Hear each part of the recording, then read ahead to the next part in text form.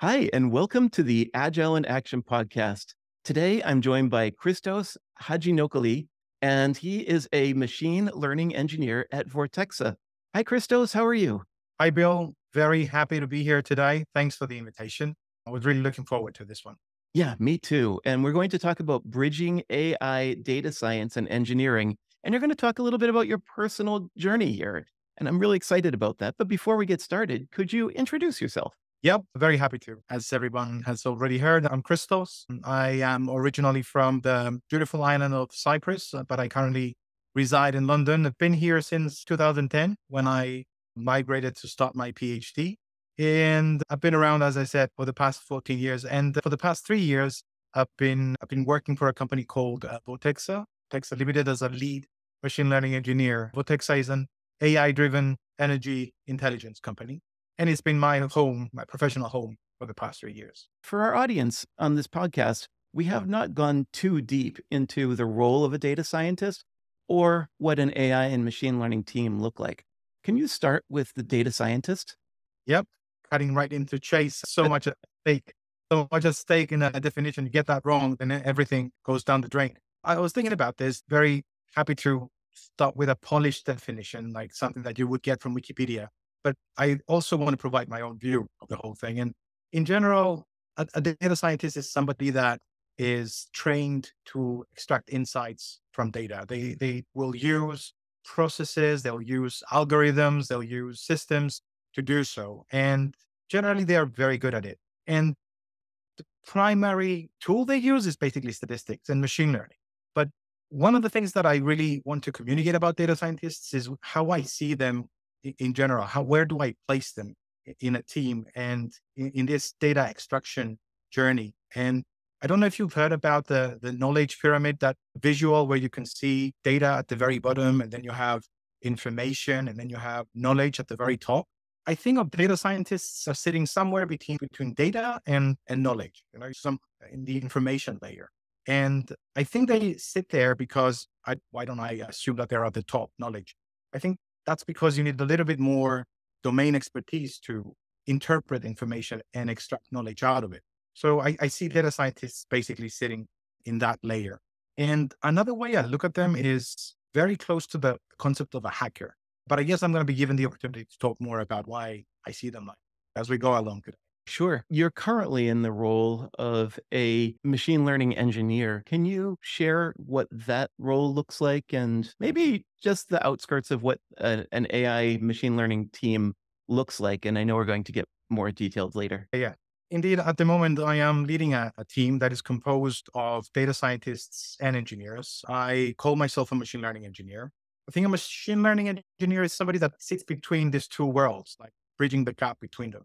Yeah, to come back to your question, data science team, a team that basically develops machine learning models, is traditionally composed of people that understand data engineering, data engineers, and data scientists. And machine learning engineering is basically a specialization of a software engineer that can account for the peculiarities, for the niche things that data science brings into the domain of software engineering. Can you provide an example of how a data scientist, for example, would work with the AI and machine learning team? Just a basic example of that? Yeah, suppose you want to develop a very simple system that predicts housing prices.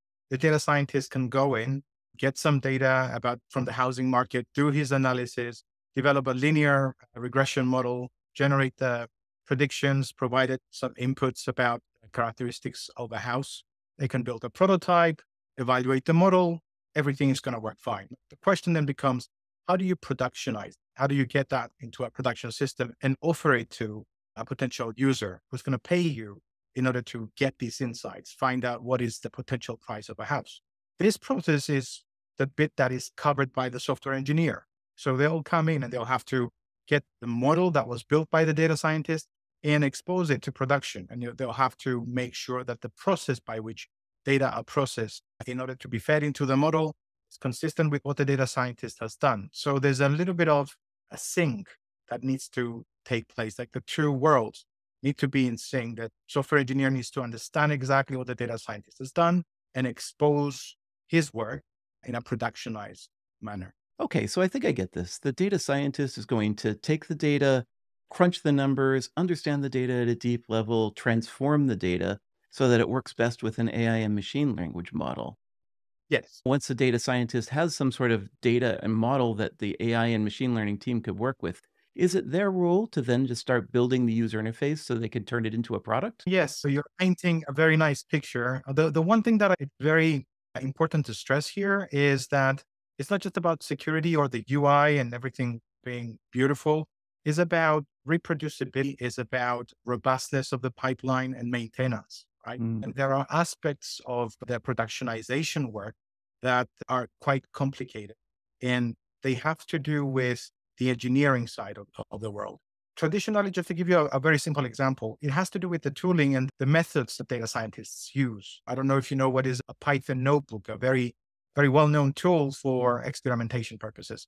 It's like the right hand of a data scientist. They'll go in, they'll use their Python notebook to create beautiful charts, do all the work in there. That's fine. Do the prototyping, they'll create a model, it will be great. But that cannot go to production. In production, you can expose a Python notebook in production, but traditional code bases, they're structured differently. An engineer needs to unit test code. They need to make sure that there's some sort of a deterministic behavior there, make sure that there's reproducibility. What if I want to upgrade the model tomorrow? Am I going to be able to maintain the existing behavior of my system? And when I expose this to a client, how can I bring in improvements to this process and not break the product?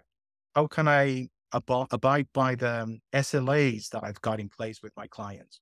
That's what you get from the software engineer.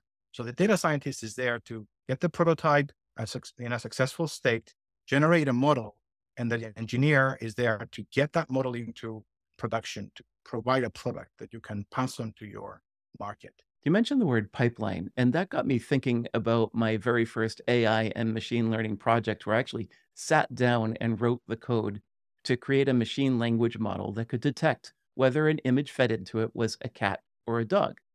And I thought it was really fascinating that the amount of code that you had to write in order to do that wasn't that significant. All of the work was in that upfront part of manipulating the data. For example, you can't just take a photo of a cat and feed it into the system. You have to actually break it down and convert it to numbers.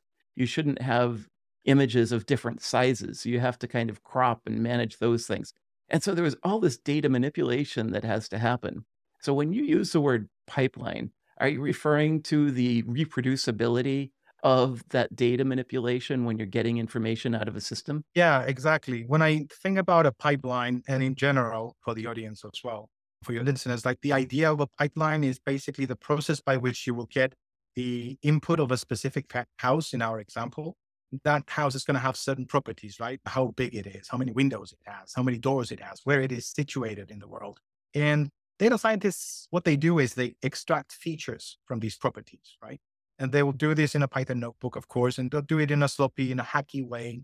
They'll put together some stuff and they'll generate the numerical vectors, get some numbers basically. And these are the things that you feed into a machine learning model, either to train it or to generate a prediction. This process needs to be replicated in order for you to productionize this process. Imagine that you have a solution, uses that model. In a production environment, in a web page, for example, you would expect somebody to go in the web page, like Zoopla in the UK, for example, and you would put in the characteristics of a property, the postcode, for example, and how big the house is supposed to be, and whether it was refurbished, how many rooms it has, and a number of other things. And you click enter, and you expect that after some seconds, you will see a price range, right? How do you get from the original input to the number? Mm. Behind the scene, an engineer has gotten all these original inputs, converted them into that vector, fed that vector into a machine learning model. The model gave a response, and he shows you that response on the web page. The calls to the model, the web page, the web UI, getting that input, all of that is the engineering side, right? The data scientist behind the scenes just worrying about the model. Thank you. I really appreciate that. I think that will help the context here because there's two very different roles that you mentioned there. What the Yeah, data scientist is doing and how the software team is going to work. So let's get into your story a little bit because you started off as a data scientist yeah, and I'm seeing two like very different but important roles that do need to work well together if they're going to produce something that would be of value. So, can you share a little bit about your journey going from a data scientist to moving into the engineering team, the software team? Yeah, very happy to. Mm. So originally, as I said, I migrated to the UK back in 2010 to do a PhD in computer science. It was 4 amazing years. I was able to really delve into my research. I was able to finish by the time we got to 2014. And at the time, my personal aspirations were to remain an academic. I wanted to do a postdoc. I wanted to become a lecturer. And as soon as I finished, I started applying for different positions. At the same time, I was maintaining a position as a teacher at a college, which I had obtained while trying to complete my PhD. And I was basically able to make a living out of it. The thing is, after about 6 months of trying and after many interviews over a number of universities in the UK, I was not able to acquire a position. So I thought to myself, maybe I should give industry a try. I started looking into what else it is I could do. And after Googling a little bit, I remember reading a very influential blog by Harvard Business Review. It was titled Data Scientist, the Sexiest Job in the 21st Century. And it was written back in 2012. I was like, wow, this is exactly what I want to do, right? I've got a PhD. I've done machine learning and graph analytics in my PhD. Maybe I should give this a try. And I remember at the time coming across the very famous Coursera course by Andrew and G on machine learning. I registered and followed the whole course. I finished it, and I then started applying for data science positions. And I don't know about your audience in the US and how much they know about London, but in London specifically, there is an area close to Old Street where a number of startups have accumulated in that area. So we call it the mini Silicon Valley. And there's an event that takes place on an annual basis. It's called the Milk Silicon Roundabout event, where many of these startups go there and people just go and hand their CVs hoping to be invited to interview. So I did that. I received an invitation I received many invitations by companies at the time. And I was happy to get a position at a new startup, a spin-off within a company called Reply, which was called Data Reply. It was a consulting practice. And I was amongst the first people they hired as a data scientist. And I joined Reply. I was a consultant. And my journey began with basically being placed into different companies. I would join a company, work there for 3 months, prototype, deliver a model, then join another company. And in the meantime, I would be getting certified in different technologies and being exposed to new things for me, like Neo4j or Apache Spark or different languages. Everything was up. And to me, the experience was quite shifting because I went from being a researcher where you can really delve on the details of a very specific problem, would be an expert. And I went to basically touching on so many different things. So yeah, it was quite interesting. Now, when you say you built these data models, I didn't hear you say putting them into production. Yeah, exactly. This was actually the reason why I was jumping so much from one project to another. And it was quite frustrating, to be honest. I was getting to learn a lot, and switching domains was somewhat frustrating, but it increased my breadth as well. And I was never able to realize how useful this would have been in my career until years later. But yeah, as you said, the main recurrent problem was productionization. We had prototypes that we couldn't convince the clients that had hired us, despite the fact that they were saying that the prototypes were successful, to productionize. And the reason was that our clients basically either lacked the culture or the infrastructure or the skills to make that happen. And to me, I remember it was quite frustrating. But this was bound to change. Around the third year, I was with Reply. I remember I was doing some other things along the side. I was running a meetup called Fling Meetup. It was about a stream processing challenger framework. And my company wanted to invest a lot in growing a community around it. And I was doing a presentation in one of the meetups. And I remember on the day, 4 members from a team over at UBS had joined the meetup.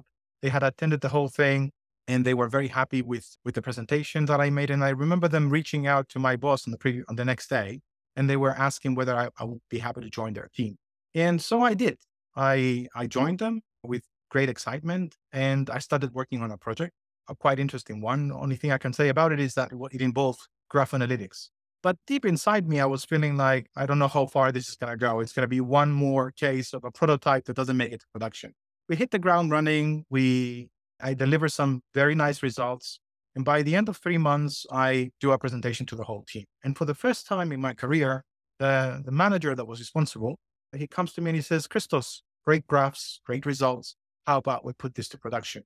And you know what they say, be careful what you wish for, right? Because for the first time, I'm like, I'm going to do this now, but I'm not an engineer. I don't know how to do this. And I was very frank about it. I told him I'm a data scientist. How do I present this? I don't know how to do it. And he was like, don't worry about it. We're going to pair you with an engineer and together you're going to make it happen. And I can tell you this was like the most impactful point in my career to this day, because he joined me with an amazing engineer, somebody with 25 years of software engineering experience, but that was a religious supporter of something called extreme programming. It's like a culture of engineers that are very supportive of ideas that have to do with pair coding and sharing your knowledge and skills with others, other things that have to do with test-driven development and all. But the thing is, this guy was like a textbook that you learn from on a daily basis. Imagine every day I would go in, sit down, we would pair together. And he even had some amazing plugins to display the shortcuts on the keyboard that he would be using on the screen. So I wouldn't even have to shift my eyesight from the screen to his keyboard to learn how he was using the keyboard. Anyway, I learned so many things from this guy. And I started coding myself and productionizing my own code. Day by day, I was understanding the challenges of engineering more and more. And he was always there to correct me when I would make a mistake. Within a period of 6 months, we had a first version, an MVP, which stands for minimal viable product that we could present to somebody. And I always remember when I say MVP that before I was exposed to engineering, MVP always meant to me most valuable player. So yeah, it goes to say about how much I learned. So the experience, UBS was quite shifting for me. It's now the end of 2017. It's machine learning engineering is becoming a bit more popular as a term. Around the same time, there's a famous paper that comes out. It's called The Hidden Technical Depth in Machine Learning Systems by some Googlers. I'm reading that and this influences me even more. And it solidifies my shift to software engineering. After that, I joined Vodafone. I worked on a very interesting project called the Infinity Platform, where we were trying to streamline the data science journey, like figure out exactly how to help data scientists iterate quickly and deliver results and give them the tools to do it. I never stayed there enough to finish it. I don't know what happened project. And I shifted to where I am today, Vortexa. And here I'm happy to say that the combination of these experiences basically is what led me here, what gave me the opportunity to really practice all these learnings in my current position, helping and contributing to the development of machine learning systems here. That's a great story. Thank you. I love hearing these stories about people that are willing to take their time to help you through a process, understand the technology, and then all of a sudden you find yourself on a different career trajectory. For starters, let me say hi to Joe Schmitzer and thank him for all his support. If he's listening, I will be forever indebted. In terms of the things that I learned, I think it's important to highlight challenges that have to do with what it means really to get involved with AI. What should be the mindset if somebody wants to add AI and ML into their product, which was basically the recurrent challenge that I had as a consultant. I knew and understood a little bit about why our clients at the time were so hesitant to engage, but I was able to really understand it when I started developing it myself. They said one of the big challenges is infrastructure challenges and basically having the right development stack. The reason why this is necessary is because even though it's not obvious, machine learning systems rely on data. And they are therefore fundamentally different from software engineering projects. There's a strong coupling with data. And the reason is your models or your training pipelines, if you want, like the process by which you will train a model and get the final output is not independent of the data that you use for it. That's why people say that 90% of data science work is cleaning data. They say that because a good model is going to be generated on the basis of that data. It depends on how much bias there is in that data and how much you find ways to balance it, for example. And as an engineer, what you need to do is make sure that whatever work you do is reproducible. But in this case, reproducibility also means not just versioning your code, having a way to update your code and return to different versions of it. You need to do the same with data. So you need to version a specific snapshot of your code with a snapshot of data to make sure that these two together will generate a specific version of a model. And you need to always be able to do that. Traditionally, companies are going to use GitHub for their software. But what about data? You need different kinds of solutions to version data. And it's not that complicated, but the versioning is not just something that you do on its own. You need to couple the two. Coupling the two is crucial. And therefore, you need to turn to other tooling in the market that helps you do that. There's many tools that help you achieve things like that. But if the company doesn't have the skills to understand or the knowledge to include these things in its tech stack, they're not going to be able to do it. Then you have things like the need to monitor the performance of the model. You need to always bear in mind that a model may drift. Something might change in the outside world, and therefore the market price of a house will also be impacted. How do you monitor the performance of your model? Monitoring and generating metrics about your monitoring becomes crucial as well. So there's another aspect that surrounds this piece of work. And then when you figure out that your model is not working very well, you need to update. So you need to maintain a process that will give birth to a new model and a way to bring that model into production as well. All these things were things that some companies didn't know how to do exactly. And to this day, some companies are being challenged with this. The other big aspect that became very clear to me had to do with cultural challenges. It had to do with what you just said at the very beginning of our meeting today, bridging the gap between skills and understanding that data engineers, software engineers have with data scientists. Bringing these two different kinds of professionals together is not a simple thing to do. And there are many reasons for that. A very, let's say, straightforward way of communicating it is to tell you a little bit more about why I think that data scientists are hackers. And the way I see these two professionals is like this. Imagine that I'm a father and I've got two children. One of them is the data engineer, the software engineer. Let's say that the software engineer is a boy. And let's say that the data scientist is the girl. Okay. Imagine walking into the room of the data engineer. I can already tell you that it's going to be a very tidy room. Everything is going to be organized. The bed is going to be well made. The office is going to be very well organized. The pencils are going to be arranged in proper order. Everything is going to be shining, right? Then you walk into the room of the data scientist, and what you see is like chaos. You can't make where the desk is or where the bed is. There's clothes all over the place. It's everything is like a mess. You can't even find where the bed is. And if you do, it's going to be just the bed frame. And for some strange reason, the mattress is going to be somewhere in a closet. I don't know how to communicate the chaotic nature that befits the data scientist and how it really maps to the characteristic of a hacker that I see in them. Both worlds work just fine. There's nothing wrong with being data scientist. There's nothing wrong with chaos if you can deliver your work. And data scientists do deliver their work. But engineers, they are like, why did you do this like this? Why did you change the code there like that? It's going to break my test. It's going to make this not work. And the data scientist, I want to iterate quickly. I want to try these examples. It doesn't matter if I change the code over there. It just works. And I was able to confirm an assumption and I got a result. The engineer is all about reproducibility. The data scientist is about getting some results quickly, understanding how the world works. I don't care about reproducing anything. And both of these worlds need to work together. And there is no way to get it right. You can't force a data scientist to become an engineer. You can't do the other way around. You just need to bring them together in ways that are educational to both of them. You need to bring them together in a way that allows them to communicate clearly what is expected of each other and allow them to learn from each other. You need a little bit of engineering in the data scientist's world and the other way around. I'm going to share some observations from my own experience, and I'd be curious to hear your thoughts on it. I have seen, of course, tech companies integrating the data scientist role with software development teams, and that's been going on for a very long time. However, I do see in many organizations that have the budget to have data scientists those models that they're building aren't necessarily products.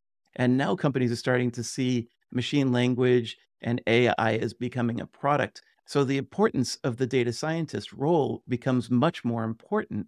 However, they seem to be separated still. There's this wall in between the data scientist role and the AI and machine learning teams. I think people are just now starting to figure out how they might integrate them. I'm curious if that's what you're seeing as well. I think that, yes, what would you say is indeed happening, but I wouldn't say that there is a silver lining of sort or a magic formula about how to do this right. I think it depends on a number of factors. It depends on the nature of the product. It depends on the size of the organization.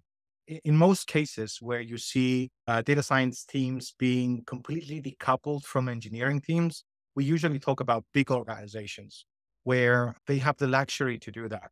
There's nothing wrong with it. But in other cases, or at least in the case of Vortexa, for example, we have what we call cross-functional teams to some extent, where we blend data scientists with engineers and we have them working together.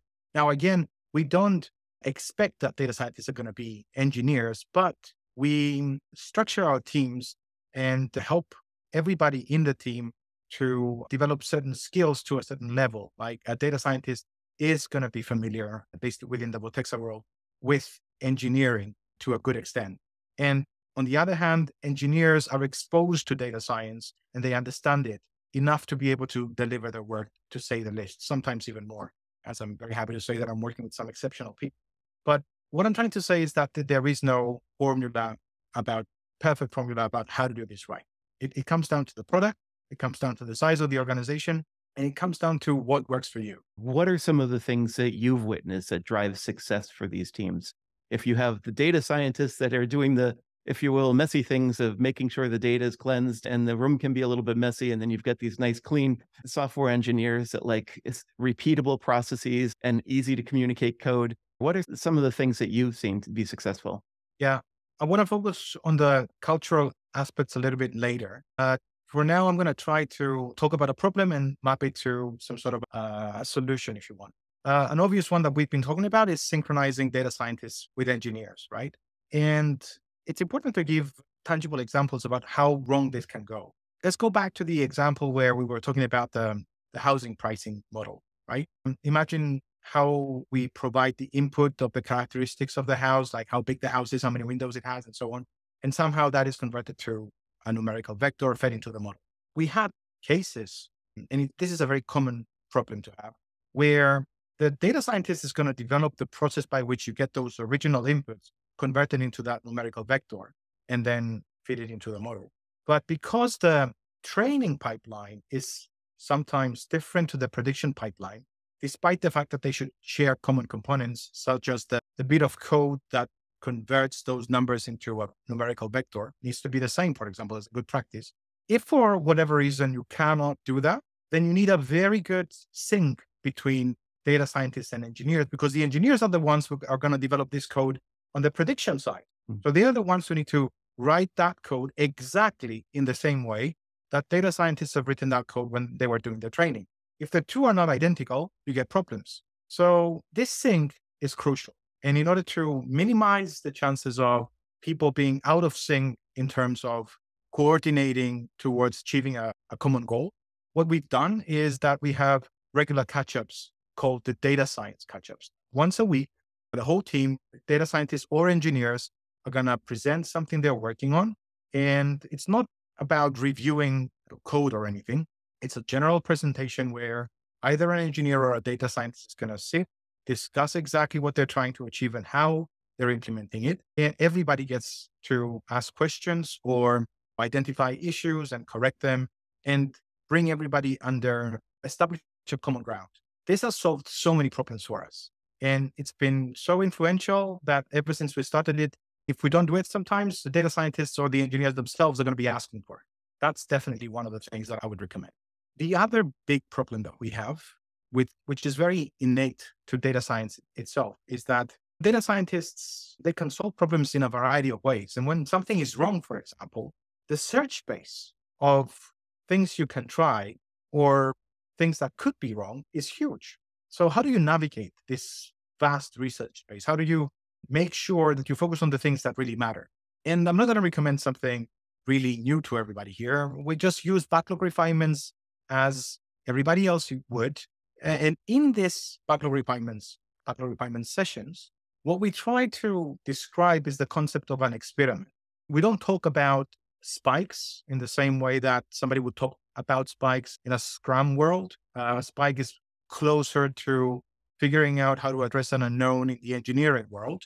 So we've come up with an equivalent notion, but for data scientists, we want to do an experiment. And it's important to clearly define that experiment, clearly identify what kind of assumptions you want to confer, and define the acceptance criteria and what are the expectations. And when I say what are the expectations, I want to stress that we want to focus also on figuring out whether an assumption is not right, is proving one, because this is equally useful to us. It's important, therefore, to grow a culture that is experiment driven, that welcomes experimentation, that welcomes research. And I say that because, and hopefully I'll be given the opportunity to touch a little more on that. The word experiment carries the negative connotation. If you have a product manager in the team and you tell them, I'm going to go and experiment, they're going to be like, okay, what's going to be the output? Are you going to give me the feature that I asked for? Because stakeholders are waiting. So developing and growing an experiment-friendly culture is a big challenge. And this is another thing that I learned. Finally, another very important thing is communicating results from that research. Again, data science is fundamentally different from engineering. As an engineer, you're going to write some code, you will issue a PR review. Engineers are going to go in there, scrutinize their code, make some suggestions, fix some things, write some tests. I make it sound easy. I know it's not. But I'm trying to stress that with data science, a data scientist is going to write a Python notebook. They're going to provide an executive report. Maybe they will tell you exactly what they've tried and they'll show you some charts. They need to tell you a nice story. Data scientists need to be good narrators. They need to be able to convey exactly what they've tried, why they tried it, what they have achieved, why it failed in an amenable way. They have to do it right, because I never have the time to scrutinize everything that a data scientist has done in a Python notebook. It will take me hours. So I need to trust my team, and my team needs to be able to communicate these results in an amenable way. And whatever they do needs to be reproducible. I need to be able to get that notebook and go and reproduce it. These two things are key, I think, for being successful. If you can communicate the results of your work in an effective way, the whole team benefits from it. If you can't, you're the only one who knows exactly what's right and what's wrong. And you become a single point of failure for the team. You also said there is a cultural element, and I would love to hear your thoughts as we wrap up the podcast. Again, in general, thinking about Agile, what is the objective? Like Agile's objective, what do its values stand for? Like, the main idea for me is to fail fast. If you can fail fast, if Agile can help you fail fast, then you're doing it right. So in general, what I try to tell my team, what I try to communicate to my data scientists, people that we're working together, is that if Agile is about failing fast, the role of a data scientist in an Agile team, is to help the team fail faster, if you want. And in order to fail faster, you need to confirm or disprove assumptions before you even start developing the solution. And that's the role of a data scientist, to go in there and do this thing we call iterative hypothesis testing, define hypothesis in a very clear way, which is essential.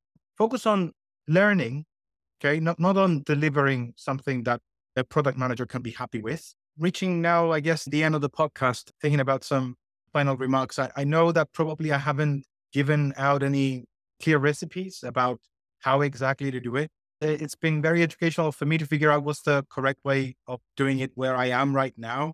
And I must say that I'm still learning.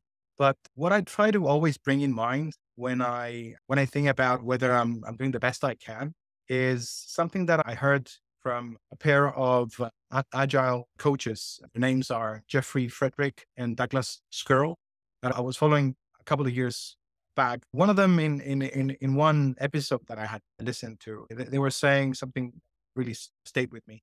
They were talking about a case where Beethoven had a student was really talented, very good. And he went to his master one day and he said, "Master, can you give me like the hardest piece that you have?